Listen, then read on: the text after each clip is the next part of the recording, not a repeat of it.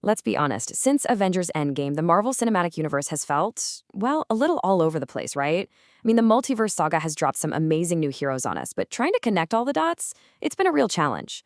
So today, we're going to break down a really fascinating proposal for how to fix all of that and create a much more focused and, frankly, epic path forward. You know, it's the big question that so many fans are asking right now. After that incredible decade-long build-up to Thanos, this current saga has just felt a bit disconnected. So if you've been feeling kind of lost trying to figure out how everything fits together, trust me, you are not the only one. And the problem really boils down to three things. It's chaotic, it's oversaturated, and it's just plain unfocused. I mean, think back to the Infinity Saga for a second. Every single movie, every post-credit scene, it felt like it was pushing towards one specific thing. With the multiverse saga, that clear roadmap has been a lot harder to find. Okay, so let's actually dig into this. To really get a handle on the problem, we need to look at the sheer scale of it. Like, how much content are we actually talking about here? 18. That is not a typo. That's the number of movies and Disney Plus shows Marvel pumped out in Phase 4 alone. And remember, that's a span of just 2 years. That pace is absolutely relentless, and it's a huge part of why so many people are feeling that superhero burnout. And here's where it gets really crazy.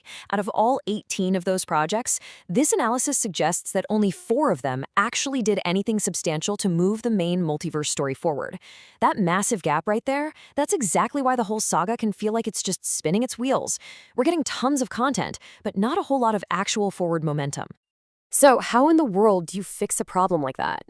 Well, this proposed solution starts from the very beginning. It suggests we completely rethink Phase 4, not as just a random collection of stories, but as a deliberate, new foundation for everything to come. And the fix is actually, well, kind of brilliant because it goes back to basics. It mirrors the exact formula that made Phase 1 so successful. First, you introduce your new heroes, but this time you make sure their stories are purposefully tied to that larger threat. Second, you just cut way back on the sheer volume so that every single release feels like a can't-miss event again. And finally, you end the phase with a clear, tangible goal. Bring together a new team of Avengers. What's the result of all that? Well, by the end of this reimagined Phase 4, we wouldn't be left scratching our heads wondering what's coming next. The heroes themselves would know a crisis is on the horizon, these incursions where entire universes are literally on a collision course. They know they have to unite. The purpose becomes crystal clear.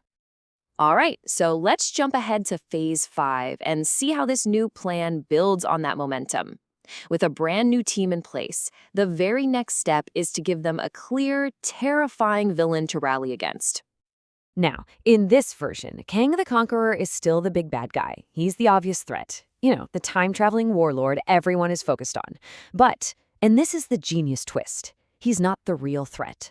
The plan suggests planting seeds all along that someone else, the one and only Doctor Doom, is the true puppet master here, pulling all the strings from the shadows. And that idea changes everything for Phase 5. All of a sudden, there's this incredible sense of urgency. No more filler episodes, no more disconnected side quests. Every single project would be driving that central plot forward. We'd start to actually see these incursions happen, universes colliding.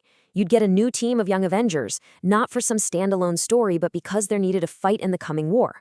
Everything would be pointing in one terrifying direction. And this is where it all comes together, the grand finale. This new Phase 6 is designed to be a massive 2-part epic that pays off every single thread that's been woven through the last 2 phases. The climax here gets delivered in 2 huge, back-to-back blockbuster movies, just like we got with Infinity War and Endgame. It all kicks off with the Kang dynasty, where our heroes finally go head-to-head with that time-traveling warlord. But that's really just the appetizer for the saga's true conclusion, Avengers: Secret Wars. And right here, this is the moment where the entire plan pays off in a huge way. Just when it seems like the Avengers are about to defeat Kang, Doctor Doom finally steps out of the shadows. And he doesn't just beat Kang, he hijacks his power, using all that chaos to trigger a full-blown multiversal collapse. It would be the ultimate cliffhanger, reality itself just teetering on the brink of total annihilation. So what exactly is Secret Wars? Well, it's the ultimate endgame. The shattered multiverse doesn't just blink out of existence. Instead, it gets mashed together into one single chaotic reality called Battleworld. And on this world, heroes and villains from every single universe are thrown together for one last desperate fight to decide the fate of all existence. You know, even the head of Marvel Studios, Kevin Feige, has hinted at something like this. He once said that Secret Wars is not just an end, but about beginnings. And that's the real goal here, not just to destroy everything, but to use the fallout from that destruction to create something entirely new. It's the ultimate reset button. Which brings us to the final payoff. After all that chaos, after the final battle is won, what happens then? What's the new legacy for the entire Marvel Cinematic Universe? The result is a clean slate. After all the insanity of Battleworld, reality is reborn as a single, unified timeline. This basically works as a soft reboot for the whole franchise.